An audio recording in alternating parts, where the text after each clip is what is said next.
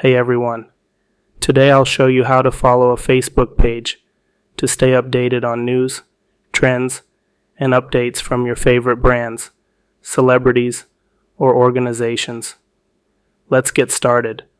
Look for the Facebook app on your phone's home screen or in the app list. Tap on it to open.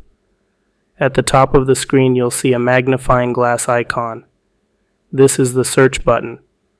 Tap on it and type the name of the page you want to follow.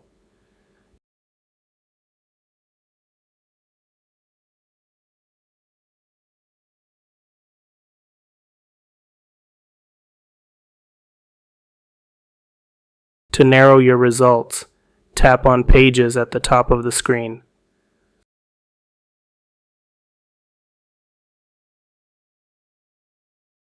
Scroll through the list to find the page you want. Tap on the Follow button next to the page name. And that's it. You're now following the page. This means you'll see the page's posts in your news feed. If you have any questions, feel free to ask in the comments. And don't forget to like and subscribe for more easy tutorials.